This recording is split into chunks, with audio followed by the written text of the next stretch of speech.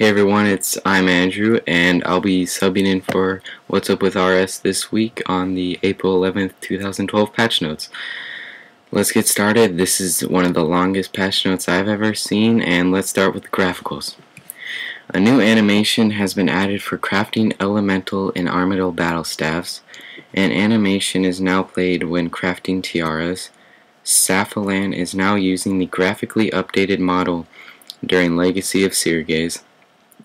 Some graphical bugs during the battle with Vanstrom and Branches of Darkmere have been fixed. The cook in Lumbridge Castle is now using an up-to-date animation set. Several graphical bugs with shadows on water or lava have been fixed. The Fishing Guild gates no longer reverse when opening. The combat circle outside the Warriors Guild no longer makes players sink into it when walking across it. Steadfast boots no longer clip with the ground. The Chaos Tunnels no longer appear bright white with bloom enabled. An area used in the Grim Tales quest no longer appears bright white with bloom enabled. An area used during Recipe for Disaster, the Lumbridge Stage part, is no longer bright white with bloom enabled. Summoning familiars no longer play a broken animation when hit by projectile in a fight with Tarn in Dominion Tower. Death in the Living on Borrowed Time emote no longer appears to be stuck in the ground when playing in an area with varying heights. Playing the Werewolf emote alongside Excalibur's special attack no longer turns the players invisible. Mining Essence with an Inferno adds now plays the animation correctly. The Sweeping Puzzle in Swept Away no longer has flickering issues. Several graphical bugs in Varrock Museum have been fixed. The Rug Merchant near Uzer is no longer rocking back and forth. The Ravenous Vampire during Mazchna's Slayer Challenge is now using an updated vampire model. Now onto the quests and tasks.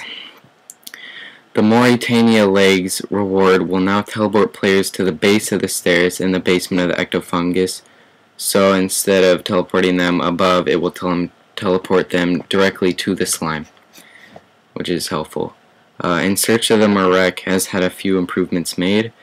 Players are now given a list of materials needed to fix the bridge in both the Boatman's Chat and the Quest Journal. The 10 GP fare on the boat has been removed. The number of nails to fix the bridge has been reduced from 225 to 75.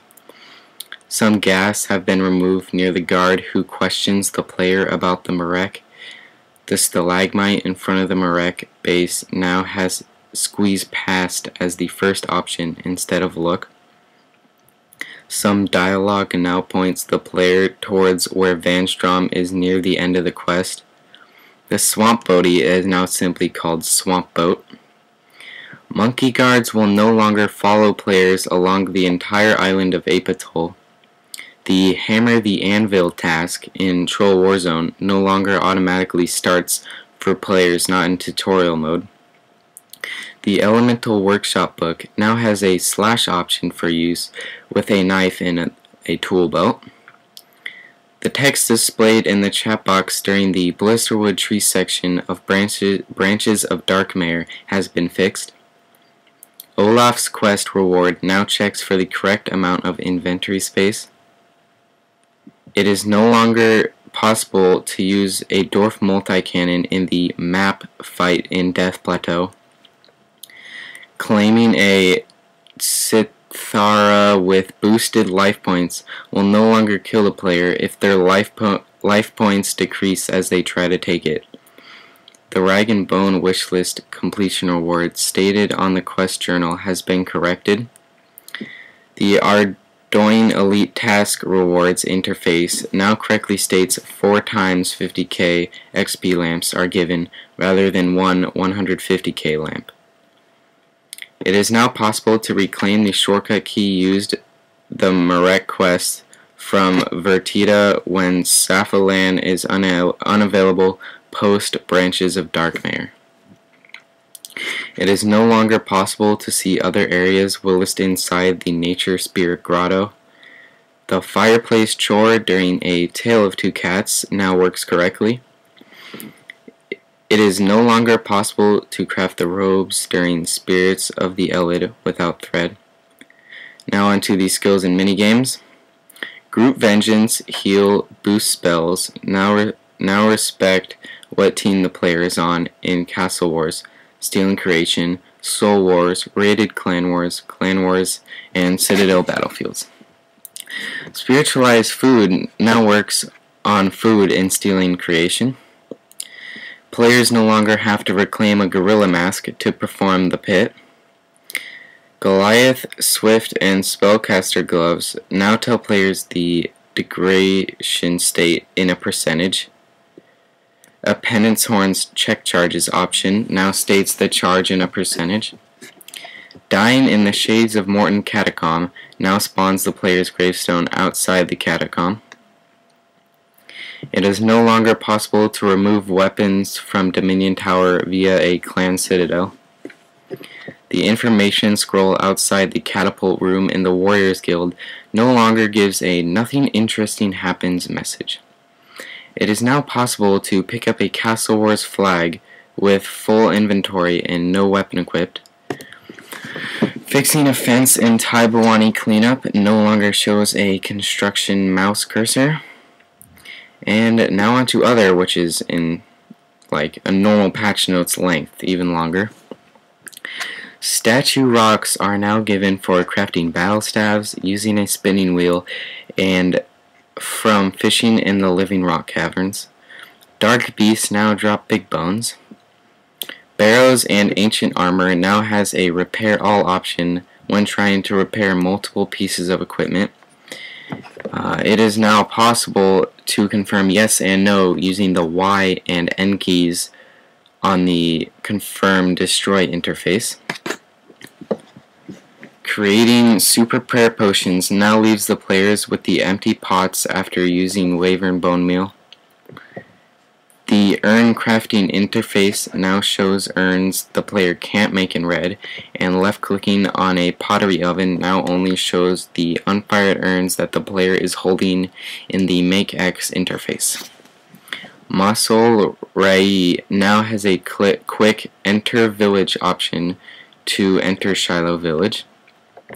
The text when casting the Make Leather Lunar spell has been removed. More combat requirements have been added to the list of keywords used in clans. A feedback message is now given when the Scroll of Life effect saves a seed is now given. The red bandana and eye patch is now tradable, in line with all the other bandanas with eye patches. The gate south of the cabbage field near the Falador allotment is now defaulted to open. A right-click First Shop option has been added to the Fancy Dress store in Varrock. Firewatch cremating feedback messages are now filterable. Taking honeycomb feedback messages are now filterable. Czar bankers now have a right-click collect option. Brine rats now drop 9 noted raw swordfish instead of the unnoted version. Players are now warned about the consequences of dropping a goldfish bowl with a goldfish in, as they can't swim on land. Yes, some people didn't know goldfish can't swim on land. Autocasting now works correctly with either a Dragon Fire Shield or Hailstorm/Frostbite daggers. The XP Hitmark progress display now fills up at the correct rate at the higher end of high-leveled skillers. It is no longer possible to delete items in Dungeoneering by dropping more than 129 individual stacks of items in a small area. The feedback messages on using a clan citadel's cooking skill plot or summoning skill plot are now filterable. The special attack button no longer appears to switch off when selected and the bar recharges. The Shanty Pass Stay Out button on the warning interface now functions correctly. Pickup Sticks no longer tries to wipe paint off unpainted Slayer helmets when trying to enchant them. The materials required for a mahogany prize chest now has been corrected in the Construction Skill Advanced Guide. It is once again possible to climb back down the ladder on the Water Obelisk Island. It is no longer possible to drop a clan skilling ring on free worlds. Some atmospheric sound effects around Mami Rimba have been fixed. Reclaiming a baby troll which hasn't been named from a pet store now works correctly. Players are no longer told they need to complete Olaf's quest in order to wield the Brine Saver in the Skill Advance Guide.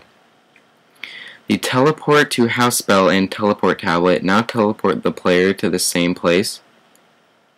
A Ghast Familiar's Details interface now states that it restores 100 prayer points instead of 10.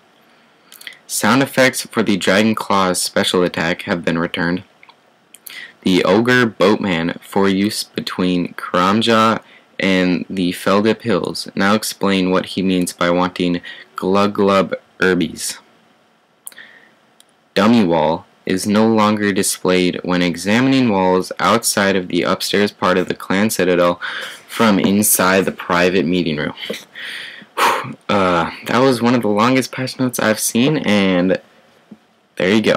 I'm sorry that, Harley couldn't make the vid this week. Sorry I don't have a green wall. I tried my best. I got a blue and red one. So, don't know if that's cool.